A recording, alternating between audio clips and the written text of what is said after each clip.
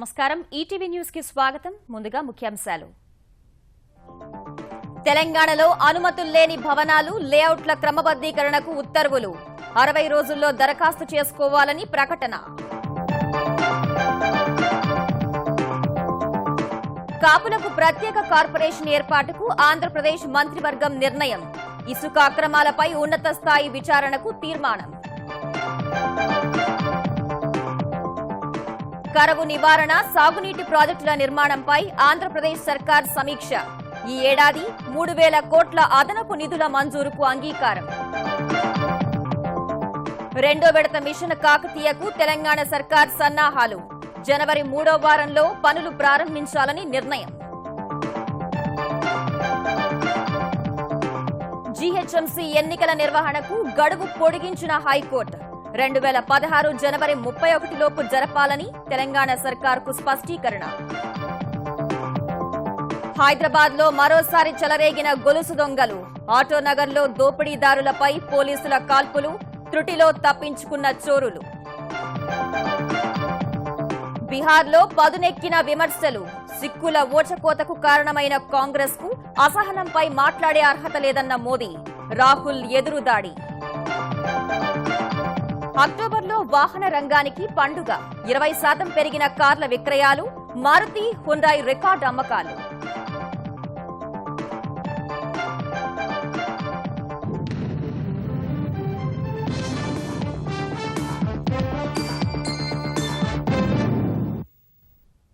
తెలంగాణలో నిర్మాణ స్థలాలు భవనాల క్రమబద్దీకరణకు రంగం సిద్దమైంది గత నెల 28 వరకు అనుమతి లేకుండా నిర్మించిన భవనాలు లేఅవుట్లను క్రమబద్దీకరించేందుకు అనుమతినిస్తూ ఉత్తర్వులు జారీ చేసింది క్రమబద్దీకరణకు ఇదే చివరి అవకాశమన్న ప్రభుత్వం ఎల్ఆర్ఎస్ బీఆర్ఎస్ కింద మరో అవకాశం లభిస్తుందంటూ అక్రమాలకు పాల్పడితే క్రిమినల్ కేసుల వంటి కఠిన చర్యలు తప్పవని హెచ్చరించింది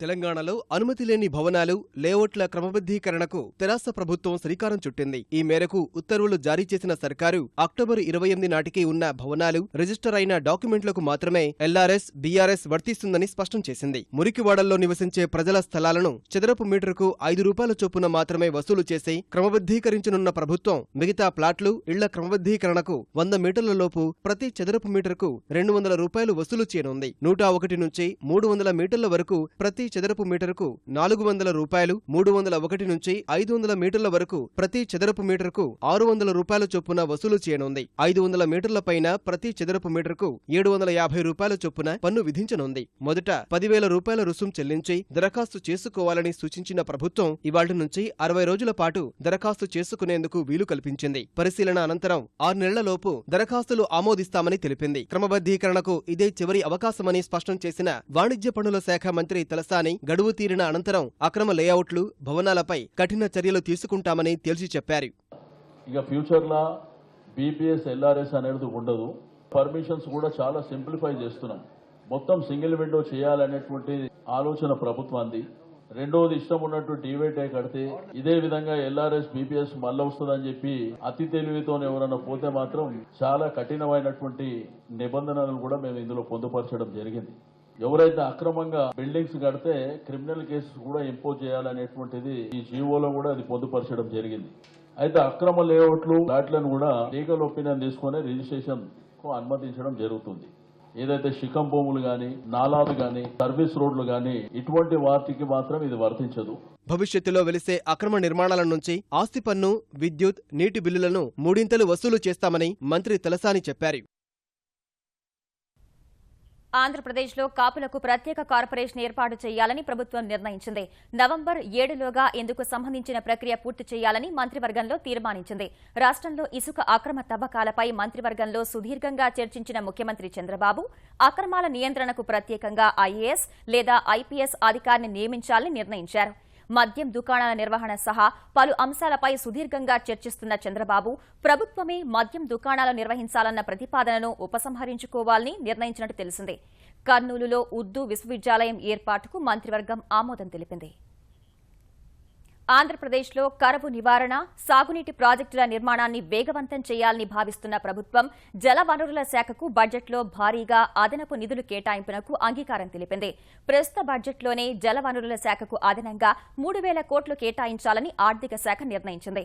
అదనపు నిధుల కేటాయింపుపై జలవనరుల మంత్రి దేవినేని ఉమతో కలిసి విజయవాడలో ఉన్నత స్థాయి సమావేశం నిర్వహించిన ఆర్థిక మంత్రి యనమల రామకృష్ణుడు ప్రాజెక్టుల వారీగా ఈ ఆర్థిక సంవత్సరంలో ఖర్చు చేసిన మొత్తంపై సమీక్షించారు. అదనపు నిధులను ప్రధానంగా కరువు పీడిత రాయలసీమలోని సాగునీటి ప్రాజెక్టుల కోసం ఖర్చు చేయాలని సమావేశంలో నిర్ణయించారు. ముఖ్యమంత్రి గారు చెప్పినట్టుగానే ఇరిగేషన్కి ప్రయారిటీ ఇవ్వడం. ఎందుకంటే ప్రయారిటీ 4-5 జిల్లాలు డ్రౌట్ ప్రోన్ ఏరియాస్ ఉన్నాయి. పట్టిసీమ కానీ రాకపోయినట్లయితే కృష్ణా డెల్టా అంతా ఆల్మోస్ట్ డ్రై అయిపోయేది. అంచేత గోదావరి వాటర్ ఇక్కడికి తీసుకురావడం వల్ల కూడా కొంత అడ్వాంటేజ్ వచ్చింది. అట్లాగే ఈ వాటర్ని మళ్ళీ రాయలసీమకి మిగతా డ్రౌట్ ఎఫెక్టెడ్ ఏరియాస్కి తీసుకెళ్లాలనుకున్నప్పుడు వేరియస్ ప్రాజెక్ట్స్ కూడా వేరియస్ స్కీమ్స్ కూడా కంప్లీట్ చేయవలసినటువంటి అవసరం ఉంది. అంచేత అవి కంప్లీట్ చేయడానికి కూడా ఇంచుమించు ఈ 3,000 కోట్లు కూడా ఎక్స్ట్రా అవుతుంది అనేటువంటి డిపార్ట్మెంట్ రిక్వెస్ట్. దాన్ని ఫైనాన్స్ డిపార్ట్మెంట్ పాజిటివ్గా తీసుకున్నాం. మిషన్ కాకతీయలో భాగంగా చెరువుల పునరుద్దరణ 2వ దశ కార్యక్రమానికి సిద్దమైన తెలంగాణ ప్రభుత్వం జనవరి 3వ వారం నాటికి పనులు ప్రారంభించాలని ఇంజనీర్లకు స్పష్టం చేసింది. ఈ మేరకు మిషన్ కాకతీయ 2వ దశ పనులపై నీటిపారుదల శాఖ మంత్రి హరీష్ రావు, ఆర్థిక మంత్రి ఈటెల రాజేందర్ ఇంజనీర్లతో హైదరాబాద్లో సన్నాహక సమావేశం నిర్వహించారు. మిషన్ కాకతీయ తొలి విడత అద్భుత ఫలితాలు సాధించిందన్న హరీష్ రావు అదే స్ఫూర్తితో పనిచేసి 2వ దశను కూడా విజయవంతం చేయాలని అధికారులకు సూచించారు. వచ్చే ఏడాది మార్చి నాటికి నిర్దేశించిన చెరువుల్లో పూడికతీత పనులు పూర్తి చేయాలని ఆయన ఆదేశించారు. పోయిన సంవత్సరం మనం పూర్తిగా చేయలేకపోయినాం చెరువులు, అది కంప్లీట్ చేయాలి. మళ్ళీ ఈ సంవత్సరం 20% ఎస్టిమేట్లు చేసి మళ్ళీ టెండర్లు పిలిచి శాంక్షన్లు తీసుకొని అగ్రిమెంట్లు చేసి పనులు చేయాలంటే మన మీద మరింత బాధ్యత కూడా పెరిగింది. ఇచ్చిన టార్గెట్ లో 50% పనులు ప్రారంభమై ఉండాలి. 22 జనవరి కల్లా మిషన్ కాకతీయ ఫేజ్ 2లో చేపట్టబడిన మొత్తం చెరువులు కూడా 100% మనం స్టార్ట్ అయి ఉండాలి. హైదరాబాద్ మహానగరపాలక సంస్థకు జనవరి 31లోగా ఎన్నికలు నిర్వహించాలని ఉన్నత న్యాయస్థానం తెలంగాణ ప్రభుత్వాన్ని ఆదేశించింది. డిసెంబర్ 15లోగా ఎన్నికల ప్రక్రియ పూర్తి చేయాలని గతంలో ఆదేశించినప్పటికీ మరో 45 రోజులు గడువు ఇవ్వాలన్న ప్రభుత్వ విజ్ఞప్తి మేరకు గడువు పొడిగించింది. పలు కారణాలతో చాలా కాలంగా వాయిదా పడుతూ వచ్చిన హైదరాబాద్ మహానగరపాలక సంస్థ ఎన్నికల నిర్వహణ మరింత ఆలస్యం కానుంది. తక్షణం జీహెచ్ఎంసీ ఎన్నికలు నిర్వహించేలా తెలంగాణ ప్రభుత్వానికి ఆదేశాలివ్వాలంటూ ఫోరం ఫర్ గుడ్ గవర్నెన్స్ సంస్థ దాఖలు చేసిన ప్రజా ప్రయోజన వ్యాజ్యంపై విచారణ జరిపిన హైకోర్టు జనవరి 31లోగా ఎన్నికల ప్రక్రియ పూర్తి చేయాలని మధ్యంతర ఉత్తర్వులు జారీ చేసింది. గతంలో డిసెంబర్ 15లోగా ప్రక్రియ పూర్తి చేయాలని ఆదేశాలివ్వగా తెలంగాణ ప్రభుత్వం తరపున వాదనలు వినిపించిన అడ్వకేట్ జనరల్ రామకృష్ణారెడ్డి మరో 45 రోజులు అదనపు గడువు ఇవ్వాలని కోరారు. ఎన్నికల సంఘం ఆదేశాల మేరకు ఓటర్ కార్డ్, ఆధార్ అనుసంధానం ప్రక్రియ చేపట్టినందున నగరపాలక సంస్థ యంత్రాంగమంతా సుమారు 2 నెలల పాటు ఆ పనిలో నిమగ్నమైందని వివరించారు. 2011 జనాభా ప్రాతిపదికన వార్డుల సరిహద్దుల నిర్ధారణ ప్రక్రియను చేపట్టారని తెలిపిన అడ్వకేట్ జనరల్ ఫలితంగా ఎన్నికల ప్రక్రియ గడువు పెంచాలని కోరారు. ఈ విజ్ఞప్తిపై ప్రభుత్వ ప్రధాన కార్యదర్శి లేదా సంబంధిత శాఖ ముఖ్య కార్యదర్శి లిఖితపూర్వకంగా ప్రమాణపత్రం సమర్పించాలని హైకోర్టు ఆదేశించింది. వెనువెంటనే అఫిడవిట్ దాఖలు చేసిన జీహెచ్ఎంసీ కమిషనర్ జనార్దన్ రెడ్డి ఎన్నికలకు ముందు జరగాల్సిన పనులన్నీ డిసెంబర్ 15 వరకు పూర్తి చేస్తామని, తర్వాత 45 రోజుల్లోగా ఎన్నికల ప్రక్రియ పూర్తి చేస్తామని పేర్కొన్నారు. జీహెచ్ఎంసీ కమిషనర్ అఫిడవిట్ ను అంగీకరించడం సహా అడ్వకేట్ జనరల్ వాంగ్మూలాన్ని కూడా నమోదు చేసిన హైకోర్టు జనవరి 31లోగా ప్రక్రియ పూర్తి చేయాలని ఉత్తర్వులు జారీ చేసింది. కర్నూలు నగరపాలక సంస్థ ఎన్నికలు ఎప్పట్లోగా పూర్తి చేస్తారో స్పష్టమైన తేదీలతో తెలపాలని ఆంధ్రప్రదేశ్ ప్రభుత్వాన్ని హైకోర్టు ఆదేశించింది. కర్నూలు కార్పొరేషన్కు ఎన్నికలు జరిపే విధంగా ఆదేశాలు ఇవ్వాలన్న వ్యాజ్యంపై ఇవాళ జరిగిన విచారణలో రాష్ట్రానికి ఎన్నికల సంఘం లేనందున ఇప్పుడే ఎన్నికలు జరపలేకపోతున్నామని ఆంధ్రప్రదేశ్ ప్రభుత్వం కోర్టుకు తెలిపింది.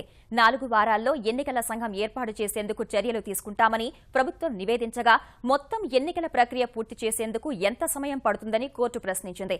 ఈ మేరకు నివేదిక సమర్పించాలని ఆదేశిస్తూ తదుపరి విచారణ వారం రోజులు వాయిదా వేసింది. తెలంగాణలోని గ్రేటర్ వరంగల్, ఖమ్మం నగరపాలక సంస్థలు సహా అచ్చంపేట, దుబ్బాక నగర పంచాయతీలకు ఎన్నికలు నిర్వహించేందుకు రాష్ట్ర ఎన్నికల సంఘం రంగం సిద్దం చేస్తోంది. ఆయా కార్పొరేషన్లు, నగర పంచాయతీలో బీసీ, ఎస్సీ, ఎస్టీ, మహిళా ఓటర్ల గుర్తింపు, గణన కోసం షెడ్యూల్ విడుదల చేసింది. ఇందుకు సంబంధించి ఇంటింటి సర్వే నిర్వహించి వచ్చే నెల 10 నాటికి మొత్తం ప్రక్రియ పూర్తి చేయాలని నిర్దేశించిన ఎన్నికల సంఘం అనంతరం వార్డుల రిజర్వేషన్లు ఖరారు చేసి ఎన్నికలు నిర్వహించనుంది. 1984 నాటి సిక్కుల ఊచకోతకు కారణమైన కాంగ్రెస్ పార్టీకి అసహనం గురించి మాట్లాడే అర్హత లేదని ప్రధాని నరేంద్ర మోదీ వ్యాఖ్యానించారు. బీహార్లో తుదిదశ ఎన్నికల ప్రచారంలో భాగంగా పూర్నియా, ఫర్బేస్గంజ్, దర్భంగా సభల్లో పాల్గొన్న మోదీ 1984 నాటి మారణ హోమానికి బాధ్యతగా కాంగ్రెస్ తనకు తానే ఉరివేసుకోవాలని వ్యాఖ్యానించారు. కాంగ్రెస్ సహా మహాకూటమి పార్టీలపైన విరుచుకుపడిన మోదీ రిజర్వేషన్లకు ఎన్డీఏ వ్యతిరేకమంటూ తప్పుడు ప్రచారం చేస్తున్నారని ధ్వజమెత్తారు. తమపై విమర్శలు చేస్తున్న పార్టీలే గతంలో దళితుల రిజర్వేషన్లను తొలగించే ప్రయత్నం చేశారని గుర్తు చేశారు. మహాకూటమి పేరుతో చేస్తున్న కాంగ్రెస్, జేడీయూ, ఆర్జేడీ ఉమ్మడిగా ప్రచారం కూడా చేయలేని దుస్థితిలో ఉన్నాయన్న మోదీ నితీష్ను ముఖ్యమంత్రిగా సమర్థిస్తున్న లాలు మహాకూటమి ఓడిపోతే విపక్ష నేతగా ఎవరుంటారో చెప్పాలని ప్రశ్నించారు. అభివృద్ధి అజెండాతో ముందుకొస్తున్న ఎన్డీఏ అభ్యర్థులకు ఓటు వేయాలని పిలుపునిచ్చారు. 60 साल सरकारें चलाई, 60 साल वे हमारे साथ विकास के मुद्दों पे चर्चा करते, बिहार की बर्बादी किसने की इसका जवाब देते, बिहार के नौजवानों का पलायन किसके कारण हुआ इसका जवाब देते, बिहार में जंगल राज कौन लाया उस पर चर्चा करते। लेकिन भाइयों बहनों, वे तो अभी भी 1990 के कालखंड में जी रहे हैं। ప్రధాని నరేంద్ర మోదీ అవలంబిస్తున్న విధానాలు చూస్తుంటే వచ్చే 5 ఏళ్ల తర్వాత కాంగ్రెస్ తిరిగి అధికారంలోకి రావడం ఖాయంగా కనిపిస్తోందని ఆ పార్టీ ఉపాధ్యక్షుడు రాహుల్ గాంధీ అన్నారు. బీహార్ అసెంబ్లీ ఎన్నికల ప్రచారంలో భాగంగా అరారియాలో జరిగిన బహిరంగ సభలో పాల్గొన్న రాహుల్ ప్రధాని మోదీ, ఎన్డీఏ ప్రభుత్వ తీరుపై తీవ్ర స్థాయిలో మండిపడ్డారు. మోదీ గత లోక్సభ ఎన్నికల సమయంలో ఇచ్చిన ఒక్క హామీ కూడా నెరవేర్చలేదన్న రాహుల్ ఎన్డీఏ అధికారంలో ఉన్న గత ఏడాదిన్నర కాలంలో ధరలు పెరగడమే తప్ప తగ్గడం లేదని ఆరోపించారు. अब आप मोदी जी से पूछिए, आजकल आप अच्छे दिनों की बात क्यों नहीं करते? 1 साल पहले आप कहते थे अच्छे दिन अच्छे दिन अच्छे दिन, अब आप वो सवाल क्यों नहीं उठाते? अब आप अच्छे दिन की बात क्यों नहीं करते? दाल रोटी मत खाओ, प्रभु के गुण गाओ, प्रभु के गुण गाओ कि ये 5 साल जल्दी से कट जाए और कांग्रेस पार्टी के सरकार वापस आ जाए। హైదరాబాద్లో గొలుసు దొంగలు రెచ్చిపోతూనే ఉన్నారు. వారిని కట్టడి చేసేందుకు నగర పోలీసులు ముమ్మర ప్రయత్నాలు చేస్తున్నప్పటికీ రోజు ఏదో ఒక చోట చేటివాటం ప్రదర్శిస్తూనే ఉన్నారు. ఇవాళ ఒక్కరోజే అల్వాల్, కొత్తపేటల్లో మహిళల మెడల్లో నుంచి 5.5 తులాల బంగారాన్ని ఎత్తికెళ్లగా ఆటోనగర్లో చోరీ యత్నాన్ని ప్రత్యేక బృందం పోలీసులు అడ్డుకున్నారు. నిలువరించేందుకు దొంగలపై 2 రౌండ్లు కాల్పులు జరిపినప్పటికీ త్రుటిలో తప్పించుకున్నారు. జంట నగరాల వాసులను గొలుసు దొంగలు హడలెత్తిస్తున్నారు. వరుస దొంగతనాలతో చెలరేగిపోతున్న దొంగలు ఇవాళ వనస్థలిపురం సమీపంలోని ఆటోనగర్లో నడి రోడ్డుపై ఓ మహిళ మెడలో నుంచి గొలుసు లాగేందుకు విఫలయత్నం చేశారు. అక్కడే ఉన్న యాంటీ స్నాచింగ్ బృందం పోలీసులు వెంటనే దొంగలపై కాల్పులు జరిపారు. కాల్పుల నుంచి తప్పించుకున్న దొంగలు క్షణాల్లో బైక్పై పరారయ్యారు. ఈ దృశ్యాలు సమీపంలోని సీసీ కెమెరాల్లో నిక్షిప్తమయ్యాయి.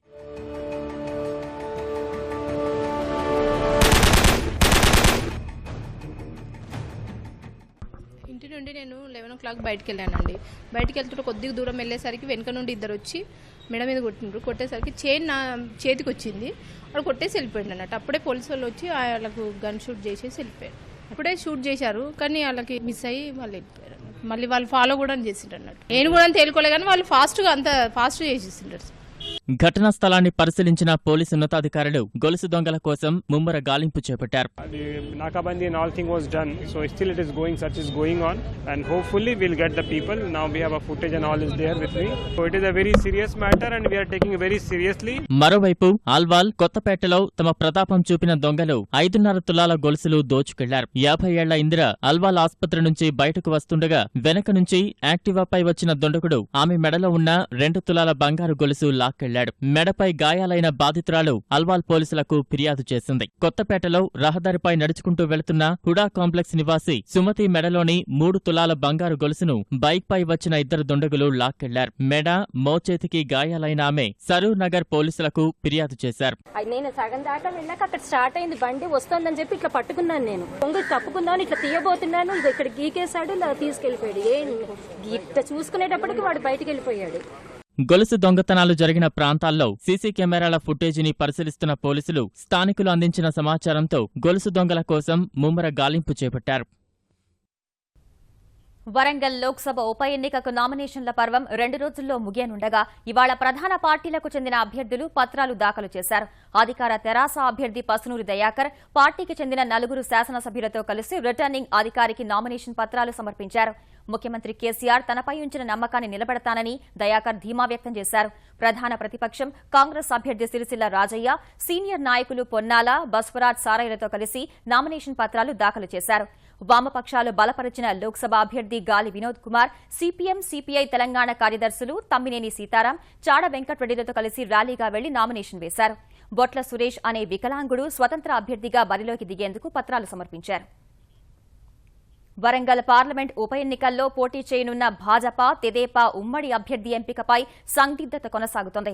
ఈ స్థానంలో పోటీ చేయనున్న భాజపా అభ్యర్థి ఎంపికపై కసరత్తు పూర్తి చేసింది. పోటీకి ముందుకొచ్చిన 21 మంది పేర్లను వడబోసి ఒకరిని ఖరారు చేసిన కమలనాథులు ఆ పేరును పార్టీ కేంద్ర ఎన్నికల కమిటీకి పంపారు. కేంద్ర కమిటీ ఆమోదం పొందిన తర్వాత అభ్యర్థి పేరును అధికారికంగా ప్రకటిస్తామని భాజపా జాతీయ కార్యవర్గ సభ్యుడు పేరాల శేఖర్రావు తెలిపారు. తెలంగాణలో సాంఘిక సంక్షేమ శాఖ ఉద్యోగుల మాదిరిగానే గిరిజన సంక్షేమ శాఖలోని గురుకుల సిబ్బందికి కూడా 2015 వేతన సవరణ అమలు కానుంది. ఈ మేరకు గురుకులాల్లోని బోధనేతర సిబ్బందికి జీతభత్యాలు పెంచాలని ముఖ్యమంత్రి కేసీఆర్ ఆదేశించారు. గిరిజన సంక్షేమ శాఖలో తాత్కాలికంగా పనిచేస్తున్న ఉపాధ్యాయులకు కూడా సాంఘిక సంక్షేమ శాఖ ఉపాధ్యాయుల మాదిరిగానే వేతనాలు ఇవ్వాలని సూచించారు. ఆంధ్రప్రదేశ్లో మత్స్య, మైనింగ్, పాడి పరిశ్రమల అభివృద్ధికి సంపూర్ణ సహకారం అందిస్తామని ఆస్ట్రేలియా మంత్రి మైక్ నహాన్ హామీ ఇచ్చారు. ఈ మేరకు విజయవాడలోని ముఖ్యమంత్రి కార్యాలయంలో చంద్రబాబును కలిసిన ఆస్ట్రేలియా బృందం రాష్ట్రంలో ప్రారంభించే మైనింగ్ విశ్వవిద్యాలయంలో భాగస్వామ్యం అయ్యేందుకు సంసిద్దత వ్యక్తం చేసింది. పాడి పరిశ్రమ అభివృద్ధి సహా పాల ఉత్పత్తుల మార్కెటింగ్లోనూ తమ వంతు సహకారం అందిస్తామని ఆస్ట్రేలియా ప్రతినిధులు ముఖ్యమంత్రికి తెలిపారు. ఈ సందర్భంగా ఆంధ్రప్రదేశ్లో పెట్టుబడులకు గల అవకాశాలను ముఖ్యమంత్రి ఆస్ట్రేలియా బృందానికి వివరించారు. క్వింటాల పత్తికి 6,000 మద్దతు ధర చెల్లించాలంటూ ఆదిలాబాద్ వ్యవసాయ మార్కెట్ వద్ద తెలుగుదేశం, భారతీయ జనతా పార్టీ చేపట్టిన మహాధర్నా ఉద్రిక్తతలకు దారితీసింది. పార్టీ శ్రేణులు రాకముందే మార్కెట్ యార్డులో వ్యాపారులు మద్దతు ధరను మరింత తగ్గించగా రైతులే స్వచ్ఛందంగా ఆందోళనకు దిగారు. ఇదే సమయానికి అక్కడకు చేరుకున్న తెలుగుదేశం, తెలంగాణ నేతలు రైతులకు మద్దతుగా నిరసన చేపట్టారు. పత్తికి 6,000 రూపాయలు చెల్లించాలని డిమాండ్ చేసిన వారు ఆత్మహత్య చేసుకున్న రైతు కుటుంబాలకు 6 లక్షల పరిహారం వెంటనే చెల్లించాలని, రుణమాఫీని ఏకకాలంలో అమలు చేయాలన్నారు. తిరుమల తిరుపతి దేవస్థానం స్వర్ణ భారత్ ట్రస్ట్ ఆధ్వర్యంలో ఢిల్లీలో 4వ రోజు శ్రీవారి వైభవోత్సవాలు ఘనంగా సాగాయి. తిరుపతి తరహాలోనే రోజుకో సేవను అందుకుంటున్న శ్రీనివాసుడిని ఇవాళ కేంద్ర మంత్రి రాజ్నాథ్ సింగ్, అశోక్, నాగాలాండ్ గవర్నర్ పద్మనాభ బాలకృష్ణ దర్శించుకున్నారు. వెంకటేశ్వరి వైభవోత్సవాన్ని చూసేందుకు ఢిల్లీ సహా పక్క రాష్ట్రాల నుంచి భక్తులు అధిక సంఖ్యలో తరలివచ్చారు.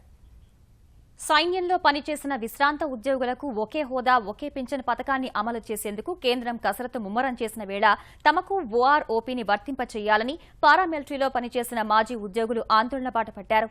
ఈ మేరకు ఢిల్లీలోని జంతర్ మంతర్ వద్ద 3 రోజుల ధర్నాకు కూర్చున్న వివిధ కేంద్ర బలగాల మాజీ ఉద్యోగులు దేశవ్యాప్తంగానూ పలు నగరాల్లో నిరసన చేపట్టారు.